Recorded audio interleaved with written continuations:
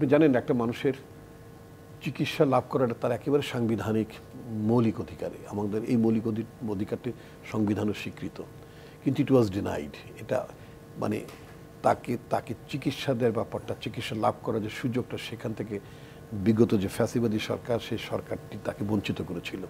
দীর্ঘ সংগ্রাম করেছেন আপনারা বিএনপি চেয়ারপারসনের এই চিকিৎসার জন্য যাতে তিনি বাইরে যেতে পারেন। আর ডক্টর আসাদুজ্জামান রিপন, আপনার কাছে আমার প্রশ্ন যে আজ দল থেকে আপনাদের কি অনুভূতি, এবং আমরা বেগম খালেদা জিয়াকে সবসময় দেখেছি যত চ্যালেঞ্জই তার এসেছে, রাজনৈতিক চ্যালেঞ্জ, তিনি দেশ ছেড়ে কখনো যেতে চান নাই, তাকে চিকিৎসার জন্য বাইরে যেতে হচ্ছে, তার অনুভূতিই বা কী ছিল? আসলে আজকে ঠিক আমার শারীরিক অবস্থার কারণে আপনার সাথে যুক্ত হওয়া সম্ভব হলো। অনেক ধন্যবাদ। আমি খুবই অসুস্থ ছিলাম, মানে এখনও আছি, প্রচণ্ড ঠান্ডা, কাশি, জ্বর, যার জন্য আমি ঠিক মানে আমাদের দলীয় প্রোগ্রামে আমি মানে সম্পৃক্ত থাকতে পারিনি। একেবারে কিছু না থাকতে পারার চেয়ে অ্যাটলিস্ট এই উদযাপনটাও তো করা যায়, তো সেই জন্য এখানে যুক্ত হলাম। এই জন্য আপনার দর্শকদেরকে ধন্যবাদ, দলের নেতাকর্মীদের প্রতি শুভেচ্ছা অভিনন্দন জানাচ্ছি। সাধারণ জনগণ যারা উচ্ছ্বসিত হয়ে রাজপথে নেমে এসেছেন, তার জন্য শুভেচ্ছা জ্ঞাপন করছেন, তাদের প্রতি কৃতজ্ঞতা প্রকাশ করছি। আপনি জানেন একটা মানুষের চিকিৎসা লাভ করাটা তার একেবারে সাংবিধানিক মৌলিক অধিকারে, আমাদের এই মৌলিক অধিকারটি সংবিধানের স্বীকৃত, কিন্তু ইট ওয়াজ ডিনাইড। এটা মানে তাকে চিকিৎসা দেওয়ার ব্যাপারটা, চিকিৎসা লাভ করার যে সুযোগটা, সেখান থেকে বিগত যে ফ্যাসিবাদী সরকার, সেই সরকারটি তাকে বঞ্চিত করেছিল। আমরা বহুবার মানে বলতে চেষ্টা বলেছি, সেটা হচ্ছে যে তার চিকিৎসার অধিকারটা কেন আপনার ডিনাই করছেন।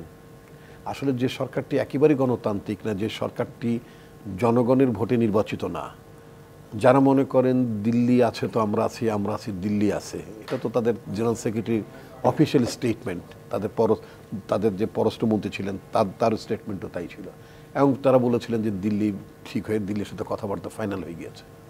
আসলে জনগণকে যারা তোয়াক্কা করে না, তাদের কাছে তো আপনি কিছু এক্সপেক্ট করতে পারেন না, কারণ তারা তো জনগণের উপর ভর করে ক্ষমতা আসেননি। আমরা যে দলটি করি, আমাদের দলটির প্রধান নীতি হচ্ছে যে জনগণই হচ্ছে সকল ক্ষমতার উৎস, এবং এই যে মানে আত্মসত্য কথাটি আমরা বিশ্বাস করি, সেটার কারণে আমাদের নেত্রী যেমন বলে মাটি কামড়ে দেশে ছিলেন। 1/11-এর সময় আমরা একটা চেষ্টা দেখেছিলাম, আপনার তৎকালীন সময় মানে বহুল চর্চিত -2 একটা কথাবার্তা ছিল। In fact it was not a -2,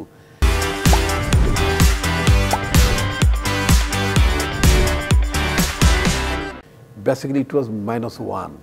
Begum Khaleda জিয়াকে মাইনাস করা, বিএনপিকে মাইনাস করা, তারেক রহমানকে মাইনাস, জিয়াউর রহমানকে মাইনাস করা। তো ওটা যখন সম্ভব হয়নি, এই জন্য আবার শেখ হাসিনাকে আবার ফিরিয়ে আনা হয়েছে। ওটা ছিল একটা নাটকের অংশ।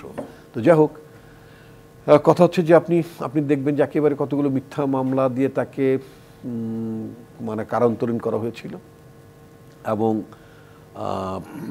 ঘরে থাকলেও তো তিনি বন্দী ছিলেন, তার তো কোনো রাইট ছিল না। কিন্তু তিনি তো একটা শক্তি ছিলেন দলের জন্য, কারণ তিনি দলের জন্য শক্তি, তিনি আমাদের সমস্ত অনুপ্রেরণার উৎস।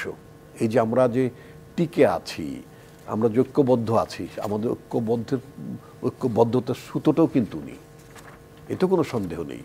তো ফলে আজকে অনেক দিন পরে মানে তিনি একটা চিকিৎসা লাভের সুযোগ পেয়েছেন। এটা যদি অনেক আগে হতো, তাহলে ওনার স্বাস্থ্যের অবস্থাটা এত ডেটোরেট করতো না।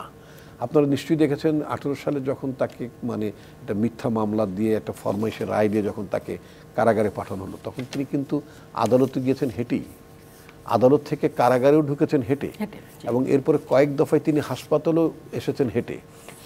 দেখেছেন, আপনার ভিডিও ফুটেজে দেখবেন।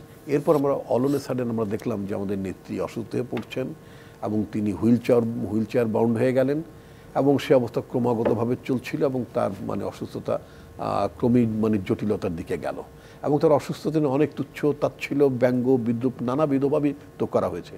শেখ হাসিনা পার্সোনালি আমার কাছে যেটা মনে হচ্ছে, সে একটা স্যাডিস্ট মানে ক্যারেক্টারের মহিলা।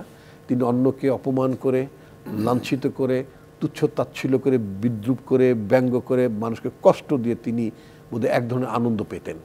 এবং এই ওনার মধ্যে এই যে মানে স্যাডিস্ট ক্যারেক্টারটা কেন এক্স্যাক্টলি আমি জানি না, হয়তো উনি রাজনীতিতে বলেন যাই অনেক কিছু হয়তো তিনি হয়েছেন, 3 বার ক্ষমতা আঁকড়ে ছিলেন, এটাও সত্য।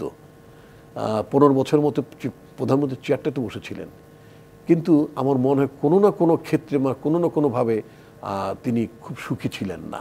একটা অসুখী মানুষই মানুষের সুখ দেখতে পারেন না, মানুষকে ভালো ইতিবাচকভাবে দেখতে পছন্দ করে না। যাই হোক, আল্লাহর কাছে শুকরিয়া জানাই, মানে কাতারের সরকারের প্রতি মানে আপনার কৃতজ্ঞতা প্রকাশ করে ধন্যবাদ জানাতে চাই, যারা আমাদেরকে আমাদের সুযোগ দিয়েছেন, এয়ার অ্যাম্বুলেন্স পাঠিয়েছেন। ব্রিটিশ সরকারকেও আমরা আমরা ধন্যবাদ জানাতে চাই, তাকে বিশেষ মর্যাদা দিয়ে তারা সেখানে তার চিকিৎসার ব্যবস্থা করছেন তারা।